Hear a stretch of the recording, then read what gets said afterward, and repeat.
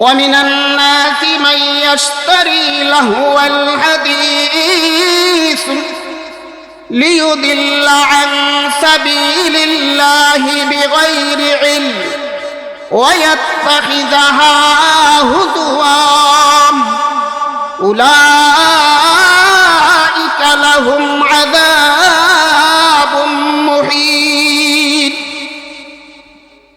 উলামায়ে কেরামদের হারাম বলেন আল্লাহ পাক রব্বুল আলামিন এই সূরা লুকমানের 6 নম্বর আয়াত আল্লাহ পাক রব্বুল আলামিন কোন ঘটনার পরিপ্রেক্ষিতে আল্লাহ ওই আয়াতটা নাযিল করেছেন ওই আয়াতের শানে নুজুলটা আগে বলবো। ওই আয়াতটাকে আমরা আগে তিনটা ভাগে বিভক্ত করে নিই। ওয়ামিনান নাসি মান ইয়াশতারি লাহুল হাদিস, প্রথম ভাগে আল্লাহ গানকে হারাম ঘোষণা করেছেন। লিয়ুদিল্লা আন সাবিলিল্লাহি বিগাইরি ইলম ওয়া ইয়াত্তাখিযাহা হুজুয়া, দ্বিতীয় ভাগে গান বাজনার স্তর আলোচনা করেছে। কোন গান আছে কবিরা গুনাহ হয়, কোন গান আছে ফাসিকের মতো হয়ে যায়, কোন গান আছে বেঈমানের মতো হয়ে যায়, কোন গান আছে বেঈমান না তার ঈমানই চলে যায়। ঈমান যায় কি যায় না? অনেক বন্ডা ফকির যখন এমন ভাবে গান বাজনা করে, এমন ভাবে গান গায়, তার ঈমান চলে যায়, তার খবর নাই। আছে না নাই এমন লোক? যেমন কিরকম, ওই দরবারের নাম ভান্ডার শরীফ, হুরে নুরে করে তারিফ। দরবারের নাম ভান্ডার শরীফ, হুরে নুরে করে তারিফ। কেউ বলে মুস্তাফা নবী, কেউ বলে হুবহু খুদা। নাউযুবিল্লাহি মিন যালিক। আল্লাহর জন্য রাসূলকে দিয়া আল্লাহ গেছেন গায়েব হইয়া, রাসূলের জন্য খাজায় পাইয়া বসে আছে নাজমিরে। কেউ ফিরে না খালি হাতে খাজা বাবার দরবারে দরবারে। নাউযুবিল্লাহি মিন যালিক। এক শ্রেণীর মানুষ উলামায়ে কেরাম, সাধারণ মানুষ তাফসীর মাহফিল, ওয়াজ মাহফিল শোনার জন্য পাগল এবং ব্যস্ত, ঠিক না বেটি? আবার এক শ্রেণীর মানুষ আছে গান বাজনা শোনার জন্য পাগল। উলামায়ে কেরামদের বলেন গান বাজনা হারাম। এটা কোরআনের মধ্যে আসেনি না নাই? যদি কোরআনের মধ্যে থেকে থাকে তাহলে কোথায়, কোন জায়গায়? আগে যখন, এখন তো ওয়াজ মাহফিল, তাফসীরুল কোরআন মাহফিল বেশি হয়, আমরা ছোট্টবেলায় দেখেছি ওইগুলা কম হইতো। আর গান বাজনা, হাউজি, বাম্পার, মালজোড়া ওইগুলা বেশি হইতো না কম হইতো? বেশি হইতো। দেখা যায় মাঝে মাঝে প্রতিটি গ্রামের মধ্যে দেখা যায় মালজোড়া, হাউজি, বাম্পার ওইগুলার যখন আয়োজন করা হইতো, উলামায়ে কেরাম যখন নিষেধ করতেন তখন তারা ওইগুলাকে তারা গুরুত্ব করত না। যখন উলামায়ে কেরাম যখন বুঝাইতে শুরু করলেন তখন ক্রমান্বয়ে মানুষ বুঝতে শুরু হয়েছে। বুঝার কারণে ওই সমস্ত গান বাজনা সবগুলা মানুষে বাদ দিয়ে এখন ওয়াজ মাহফিল, তাফসীরুল কোরআন মাহফিলের মধ্যে মানুষের যুগ বেশি দেয় না কম দেয়? বেশি দেয়।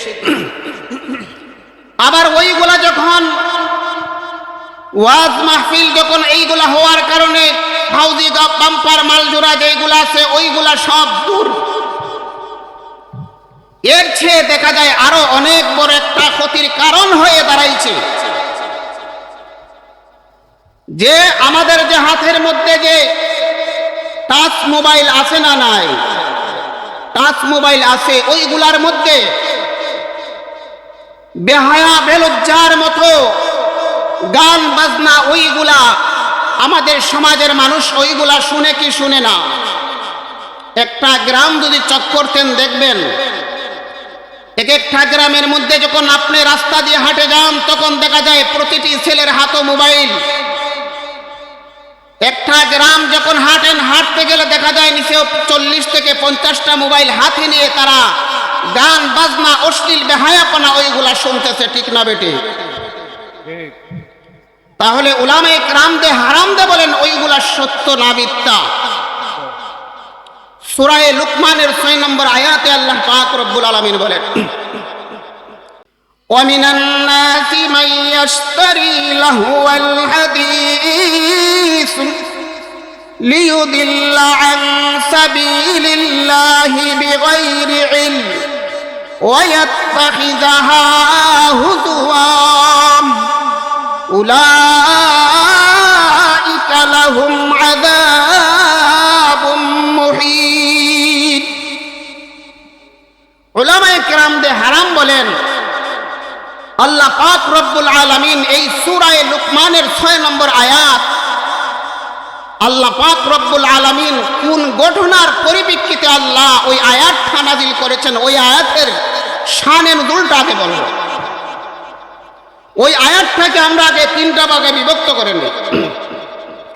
وَمِنَ النَّاسِ مَن يَشْتَرِي لَهْوَ الْحَدِيثِ, প্রথম ভাগে আল্লাহ গানকে হারাম ঘোষণা করেছে। লিয়ুদিল্লা আন সাবিলিল্লাহি বিগাইরি ইলম ওয়া ইয়াত্তাখিযাহা হুজুয়া। দ্বিতীয় ভাগে গান বাজনার স্তর আলোচনা করেছে। কোন গান আছে কবিরা গুনাহ হয়, কোন গান আছে ফাসিকের মতো হয়ে যায়, কোন গান আছে বেঈমানের মতো হয়ে যায়, কোন গান আছে বেঈমান না তার ঈমানই চলে যায়। ঈমান যায় কি যায় না? অনেক বন্ডা ফকির যখন এমন ভাবে গান বাজনা করে, এমন ভাবে গান গায়, তার ঈমান চলে যায়, তার খবর নাই। আছে না নাই এমন লোক? যেমন কিরকম, ওই দরবারের নাম ভান্ডার শরীফ, হুরে নুরে করে তারিফ। দরবারের নাম ভান্ডার শরীফ, হুরে নুরে করে তারিফ। কেউ বলে মুস্তাফা নবী, কেউ বলে হুবহু খুদা। নাউযুবিল্লাহি মিন যালিক। আল্লাহর জন রাসূলকে দিয়া আল্লাহ গেছেন গায়েব হইয়া, রাসূলের জন খাজায় পাইয়া বসে আছে নাজমিরে। কেউ ফিরে না খালি হাতে খাজা বাবার দরবারে দরবারে। নাউযুবিল্লাহি মিন যালিক। এমন শিরক করেনেওয়ালা গান বাজনার মধ্যে আছে না নাই? তখন আল্লাহ পাক রব্বুল আলামিন এই আয়াতের মধ্যে আল্লাহ হারাম ঘোষণা করছেন কিনা, এই সূরা লুকমানের 6 নম্বর আয়াতে আল্লাহ বলেছেন, وَمِنَ النَّاسِ مَن يَشْتَرِي لَهْوَ الْحَدِيثِ لِيُضِلَّ عَن سَبِيلِ اللَّهِ بِغَيْرِ عِلْمٍ وَيَتَّخِذَهَا هُزُوًا أُولَئِكَ لَهُمْ عَذَابٌ مُهِينٌ। প্রথম ভাগে আল্লাহ পাক রব্বুল আলামিন গানকে আল্লাহ পাক রব্বুল আলামিন হারাম ঘোষণা করেছেন। দ্বিতীয় ভাগে গান বাজনা স্তর আলোচনা করেছেন। তৃতীয় ভাগে গান গাইলে ক্ষতিটা কি, বিস্ফলটা কি, তা আল্লাহ আলোচনা করেছেন। এই আয়াতটাকে কয়টা ভাগে বিভক্ত করা হয়েছে? 3 ভাগে বিভক্ত করা হয়েছে। এবার আসুন আল্লাহ পাক রব্বুল আলামিন এই আয়াত কেন আল্লাহ পাক রব্বুল আলামিন নাজিল করলেন, কোন ঘটনার পরিপ্রেক্ষিতে আল্লাহ ওই আয়াতটা নাজিল করেছে। আমাদের নবী হযরতে মুহাম্মদুর রাসূলুল্লাহ সাল্লাল্লাহু আলাইহি সাল্লাম যখন রাসূল যখন প্রচার করতেন, কালিমার রাসূল যখন দাওয়াত দিতেন, তখন রাসূলের সবচাইতে বড় হাতিয়ার ছিল কোনটা? কোরআন তেলাওয়াত। বাইরা আমার, আল্লাহ রাসূল করিম সাল্লাল্লাহু আলাইহি সাল্লাম যখন বেঈমান কাফির মুশরিকদের সামনে যখন আল্লাহর রাসূল যখন কালিমার দাওয়াত যখন আল্লাহর রাসূল যখন দিতেন, রাসূলের আদর্শ দেখে কেউ ইসলাম ধর্ম গ্রহণ করে ফেলত। আবার কেউ দেখা যায় রাসূলের আখলাক চরিত্র দেখে ইসলাম ধর্ম গ্রহণ করে ফেলত। আর রসুলের সবচাইতে বড় হাতিয়ার কোনটা ছিল? কোরআন তেলাওয়াত। ভাইরা আমার, আবু জাহেল, উতবা, শাইবা, রাবিয়া যখন চিন্তা করলাম আমাদের মধ্যে যে একটা দ্বন্দ্ব দেখা যাচ্ছে যে মুহাম্মদ আমাদের ধর্ম ছেড়ে সে বলে যে মুহাম্মদ সে তার নিজের একটা ধর্ম, সে বলতেছে যে আল্লাহ পাক রব্বুল আলামিন তাকে নাকি নবী বানাইয়া আল্লাহ পাক রব্বুল আলামিন তাকে এই দুনিয়ার বুকে পাঠিয়েছে। তখন আবু জাহেল বলতে শুরু করল যে মুহাম্মদ আমাদের বাপ দাদার ধর্ম ছেড়ে সে নতুন একটা ধর্ম সে গ্রহণ করেছে, এটা কেমন করে হইতে পারে? আবার দেখা যায় আমাদের সমাজের মানুষরা দেখা যায় যে মুহাম্মদের যে দিন প্রচার করে, কালিমার যখন দাওয়াত দেয় তখন দেখা যায় মুহাম্মদের তেলাওয়াত শোনার জন্য দেখা যায় তারা পাগল হয়ে দেখা যায় জমায়েত হয়।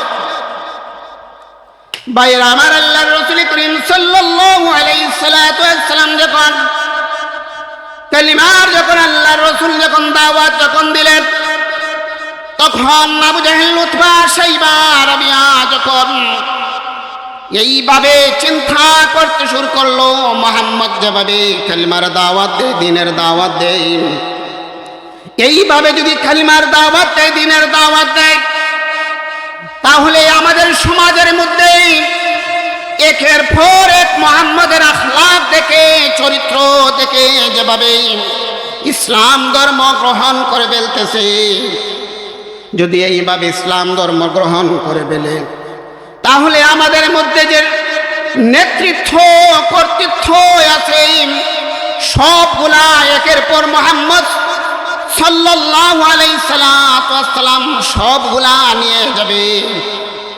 যখন এইভাবে যখন মুহাম্মদ দাওয়াত দিতে শুরু করলেন, দাওয়াত যখন দিতে শুরু করলেন তখন বেঈমান কাফির মুশরিকরা আবু জাহেল, উতবা, শাইবা বলল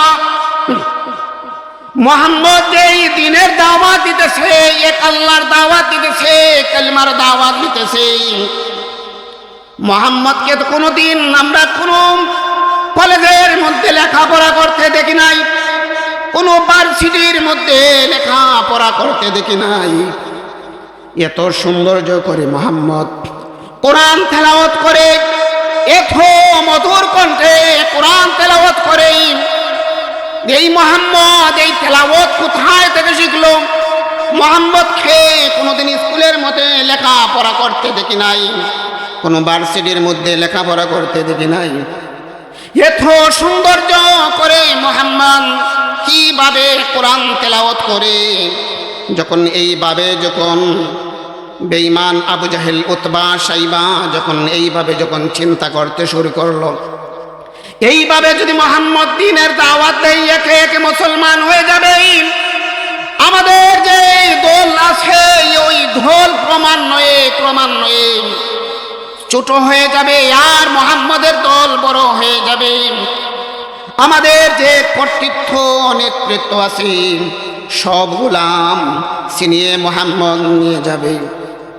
তখন আবু জাহেল থাক দেশের মধ্যে যেই সমস্ত পণ্ডিতরা আছে সমস্ত পণ্ডিতদেরকে একত্রিত করলো, হে পণ্ডিতরা দেখো মুহাম্মদ যে কোরআন তেলাওয়াত করেন, এই কোরআন তেলাওয়াত মুহাম্মদ করে দেখো তোমরা, মুহাম্মদকে তো কোনোদিন কলেজের মধ্যে লেখাপড়া করতে দেখি নাই, কোনো ইউনিভার্সিটির মধ্যে লেখাপড়া করতে দেখি নাই।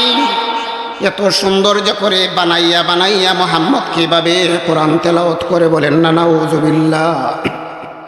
বানাইয়া কিভাবে মুহাম্মদ কোরআন তেলাওয়াত করে?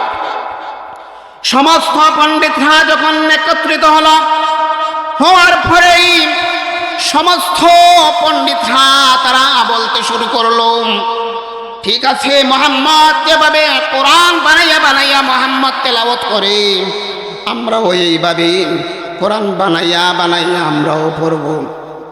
যখন যত পণ্ডিতরা আছে সমস্ত পণ্ডিতরা যখন এইভাবে বসে বসে যখন মুহাম্মদ যেভাবে কোরআন তেলাওয়াত করে এইভাবে যখন তেলাওয়াত যখন তারা বানাইতে যখন শুরু করলো, দেখা যায় কোরআনের শুরু যদি মিলে তাহলে শেষ মিলে না, শেষ যদি মিলে তাহলে শুরু মিলে না। এইভাবে যখন মুহাম্মদুর রাসূলুল্লাহ সাল্লাল্লাহু আলাইহি সাল্লামের কোরআন যখন বানাইতে চেষ্টা করলো, শেষ মুহূর্তে অপারগ হয়ে গেল।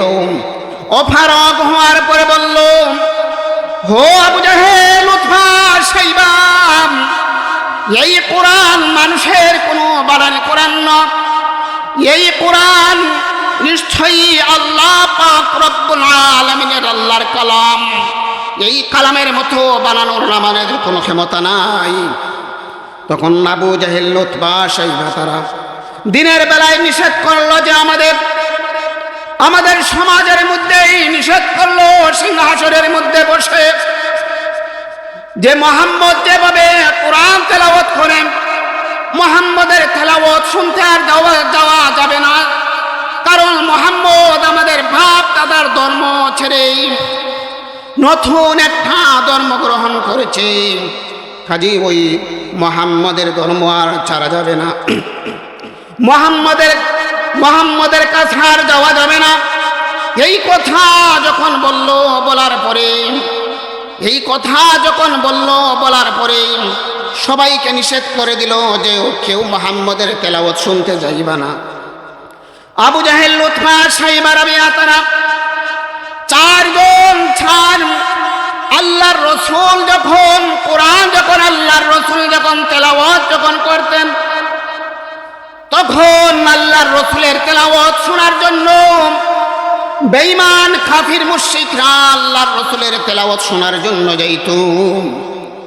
যখন আল্লাহর রসুলের তেলাওয়াত শোনার জন্য যখন আল্লাহর রসুলের তেলাওয়াত শুনত, আল্লাহর রসুল যখন শেষ সাথে যখন তাহাজ্জুদের নামাজের মধ্যে আল্লাহর রসুল যখন দাঁড়াইতেন আর যখন পড়তেন বিসমিল্লাহির রহমানির রহিম, আলহামদুলিল্লাহি রাব্বিল আলামিন, আর রহমানির রহিম, মালিকি ইয়াউমিদ্দিন, এইভাবে যখন আল্লাহর রসুল যখন কোরআন যখন তেলাওয়াত যখন করতেন আর যখন পড়তেন আর রহমান আল্লামাল কুরআন খালাকাল ইনসান আল্লামাহুল বায়ান, এইভাবে যখন সূরা আর রহমান সূরা যখন তেলাওয়াত করতেন, আবু জাহেল, উতবা, শাইবা তারা চার কোণার মধ্যে দাঁড়াইয়া চারজন তারা তেলাওয়াত শুনত আর বলতো মুহাম্মদুর রাসূলুল্লাহ সাল্লাল্লাহু আলাইহি সাল্লামকে কোনদিন তো কোন স্কুলের মধ্যে লেখাপড়া করতে দেখি নাই, কোন বার্ষিকের মধ্যে লেখাপড়া করতে দেখি নাই। এত সৌন্দর্য করে মুহাম্মদ কিভাবে কোরআন তেলাওয়াত করলো, এত সৌন্দর্য করে কিভাবে মুহাম্মদ তেলাওয়াত করেন, আর এই তেলাওয়াতটা এত স্বাদ, এত মজা, এত স্বাদ, এত মজা, আর জিন্দেগিতে কোনোদিন এমন তেলাওয়াত আমরা শুনি নাই।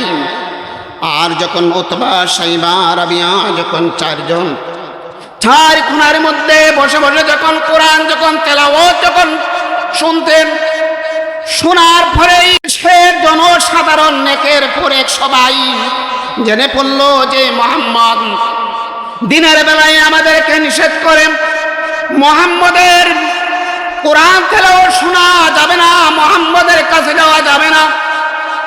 দিনের বেলায় মুহাম্মদ আবু জাহেল, উতবা, শাইবা দিনের বেলায় আমাদেরকে নিষেধ করে, আর রাত্রের বেলায় যা দেখা যায় হযরত মুহাম্মদুর রাসূলুল্লাহ সাল্লাল্লাহু আলাইহি সাল্লাম শেষ সাথে যখন তাহাজ্জুদের নামাজ যখন পড়েন, এই সময়ে দেখা যায় মুহাম্মদের তেলাওয়াত শোনার জন্য দেখা যায় তারা পাগল।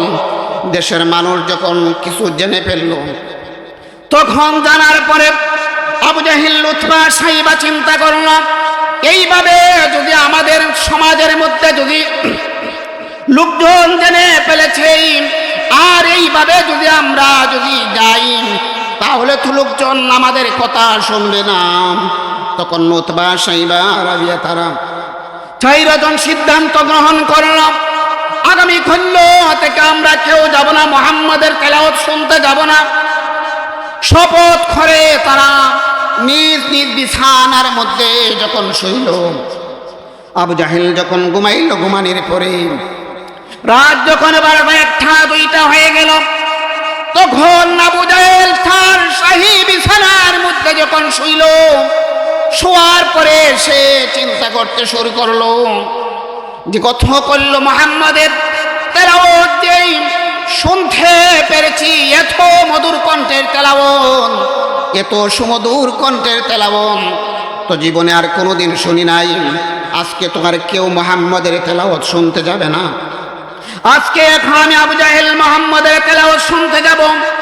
সবাই এইভাবে আবু জাহেল যেভাবে চিন্তা করতে শুরু করল, চিন্তা করে তার ঘুম যখন আসে না, ঘুম থেকে উঠে হযরত মুহাম্মদুর রাসূলুল্লাহ সাল্লাল্লাহু আলাইহি সাল্লাম যখন তাহাজ্জুদের নামাজ যখন শুরু করলেন, আবু জাহেল একা একা গিয়া আল্লাহর রাসূলের তেলাওয়াত শুনতে শুরু করলো।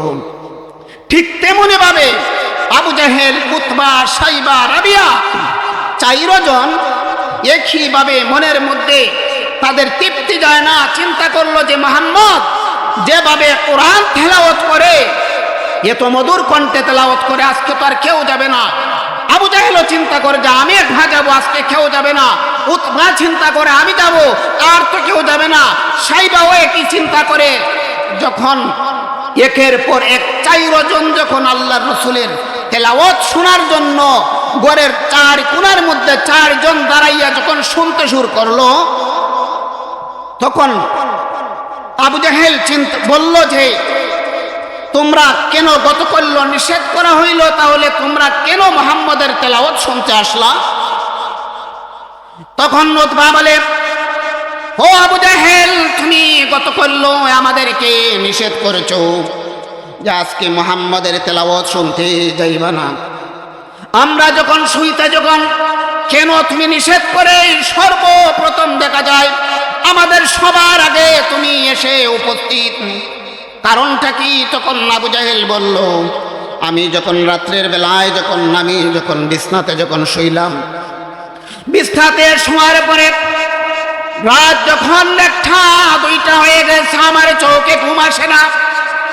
মুহাম্মদ এত সৌন্দর্য তেলাওয়াত মুহাম্মদ শুরু করেছে, এত মধুর কণ্ঠের তেলাওয়াত, এই মুহাম্মদের তেলাওয়াত শোনার জন্য আমি ঘুম থেকে এসে মুহাম্মদের তেলাওয়াত শোনার জন্য আমি এসেছি।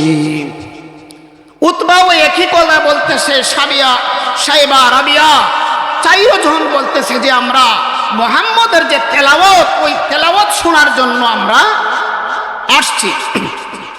তখন আবু জাহেল, উতবা, সাইবা বলল, আমরা যদি এইভাবে যদি মুহাম্মদের তেলাওয়াত যদি আমরা শুনতে যদি যাই, তাহলে আমাদের যে নেতৃত্ব কর্তৃত্ব আছে সবগুলা একের পর এক চলে যাইবে, আমাদের কথা কেউ শুনবে না, আর মুহাম্মদের কথা শোনার জন্য মানুষ পাগল পারা হয়ে যাবে। তখন ওই মুহাম্মদ ওই দেশের প্রেসিডেন্ট হয়ে যাবে। বলেন না সুবহানাল্লাহ। তাদের অন্তরের মধ্যে ভয় ঢুকছে কি ঢুকছে না? ভয় ঢুকছে। বাইরে আমার আবু জাহেল, উতবা, সাইবা, রাবিয়া বলল, আগামী খল্ল থেকে আমরা কেউ যাব না। আবু জাহেল সিংহাসনের মধ্যে বসে বলল যে মুহাম্মদ যেভাবে কোরআন তেলাওয়াত করে, মুহাম্মদ যেভাবে কোরআন তেলাওয়াত করে, আর মুহাম্মদের তেলাওয়াত শোনার জন্য লোকজন পাগল পারা হয়ে জমায়েত হয়, এমন একটা লোক, ছেলে হোক মেয়ে হোক, 99টা মিথ্যা কথা বলো, আমাদের কোনো আপত্তি নাই। 99টা মিথ্যা কথা বলুক, আমাদের কোনো আপত্তি নাই। ছেলে হোক মেয়ে হোক সে পড়বেই, আর লোকজন জমায়েত হবে, আর মুহাম্মদের তেলাওয়াত শুনতে যাবে না। তাদের উদ্দেশ্য ভালো না, খারাপ খারাপ। যখন আবু জাহেল উতবা সাইবা যখন সিংহাসনের মধ্যে বসে বলল, এমন কে আছো মুহাম্মদ যেভাবে তেলাওয়াত করে, আর ওই তেলাওয়াত শোনার জন্য মানুষ দেশের জনসাধারণ সবাই পাগল পারা হয়ে যায়, এমন কে আছো তোমরা করতে পারবাই? তখন তাদের মধ্যে অনেকে অনেক ধরনের কথাবার্তা বলতেছে। তখন আরেকজন লোক বলল, আমাদের সমাজের মধ্যে একজন আছে, আমাদের সমাজের মধ্যেই একজন আছে, উনি বিভিন্ন দেশে ভ্রমণ করে।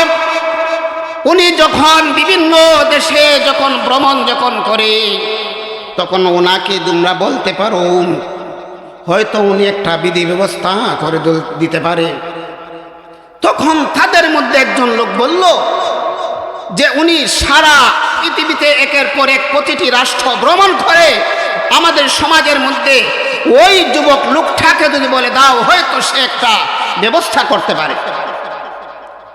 বাইরে আমার ওই লোকটা যখন বলা হলো, তুমি যেহেতু পৃথিবীর যে কোনো প্রান্তে বিভিন্ন দেশে ঘোরাফেরা করো, তাহলে তুমি যদি এমন একজন লোক পাও, যখন দেশ ভ্রমণ করে একটা লোক করবে, আর মুহাম্মদের তেলাওয়াত শোনার জন্য মানুষ যেভাবে পাগল পারা হয়ে থাকে, এইভাবেই জনগণ এসে শুনবে।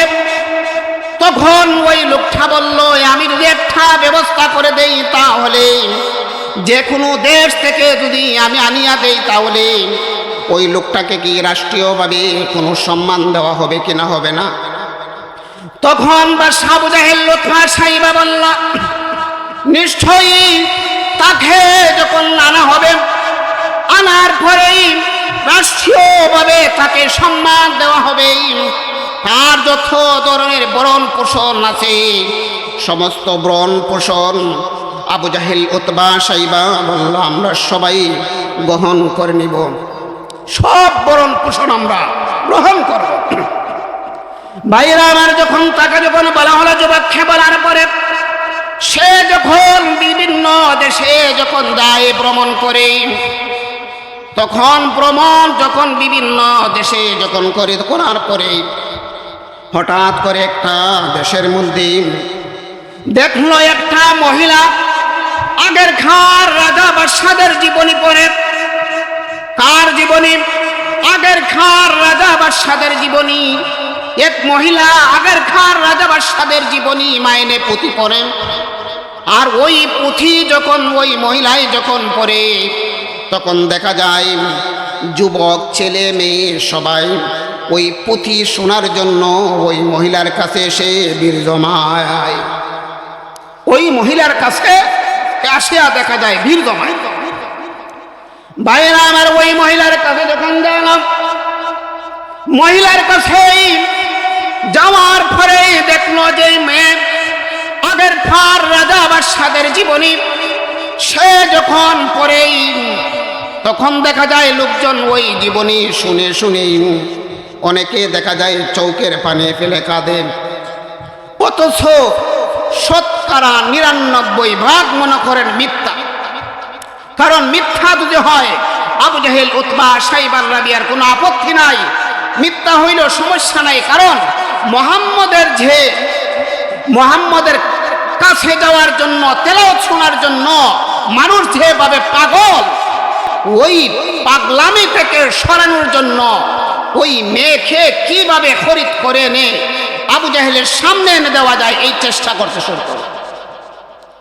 ভাইরা আমার, যখন ওই মেয়েটাকে খরিদ করে, যখন ওই মেয়েটাকে খরিদ করে বলল, তোমার যত ধরনের ভরণ পোষণ আছে আবু জাহেল উতবা সাইবা রাবিয়া সবগুলা গ্রহণ করবে।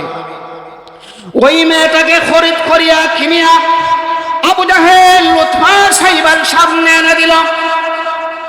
দেওয়ার পরেই তখন ওই মহিলাটাকে রাষ্ট্রীয়ভাবে সম্মান দেওয়া হলো। যখন রাষ্ট্রীয়ভাবে সম্মান দেওয়ার পরে ওই মহিলা যখন আগের খাঁর রাজা বাদশাদের জীবনী যখন সে পড়তে শুরু করলো, আগের খাঁর রাজা বাদশাদের জীবনী শতকরা মনে করেন ৯৯টা হচ্ছে মিথ্যা। কিরকম? আমাদের দেশের মধ্যে পুঁথি পড়া হয় কি হয় না? আগে আমরা ছোটবেলায় দেখতাম যে মানুষের একজন মুরব্বী অথবা দুইজন মুরব্বী অথবা যুবক সেই পুঁথি যখন পড়ে তখন মানুষ জমায়েত হয় কি হয় না?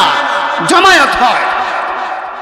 যেমন এই পুঁথির মধ্যে পড়ে, লাখো লাখো স্বর্ণ মারে কাথার ও কাতার রে, গনিয়া বাঁচিয়া দেখে ২৪০০০ রে। একটা কাতারের মধ্যে লক্ষ লক্ষ স্বর্ণ মরছে, আর গনিয়া বাচ্চা দেখে মাত্র ২৪০০০।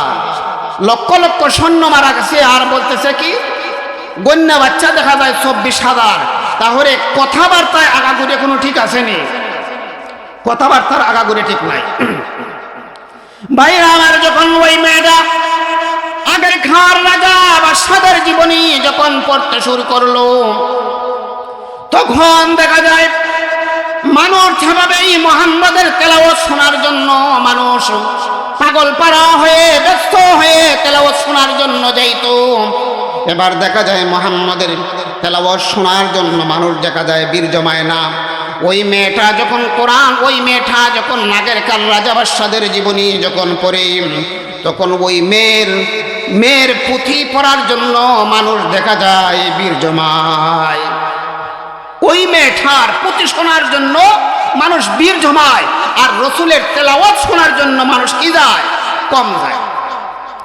যখন ওই মেয়ে যখন এইভাবে পুঁথি পড়তে শুরু করলো আর মানুষ জমায়েত হইতে শুরু করলো, ঠিক সেই মুহূর্তে আল্লাহ পাক রব্বুল আলামিন সূরা লুকমানের ৬ নম্বর আয়াত আল্লাহ পাক রব্বুল আলামিন নাযিল করলেন, وَمِنَ النَّاسِ مَن يَشْتَرِي لَهْوَ الْحَدِيثِ وَمِنَ النَّاسِ مَن يَشْتَرِي لَهْوَ الْحَدِيثِ لِيُضِلَّ عَن سَبِيلِ اللَّهِ بِغَيْرِ عِلْمٍ وَيَتَّخِذَهَا هُزُوًا أُولَئِكَ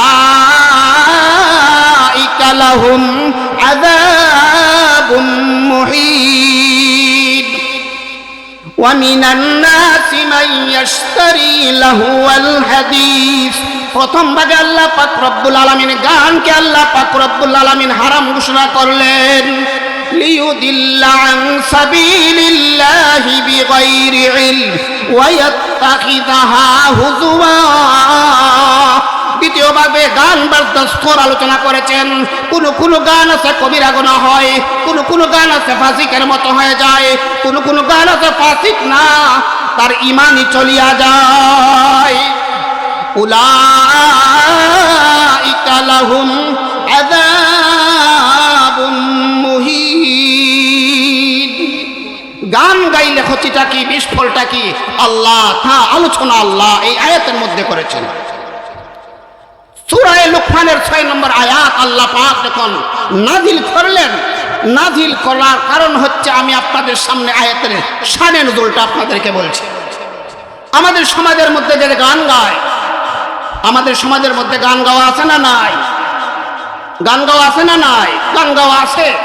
অনেক ধরনের গানের জগৎ আছে, আছে না নাই?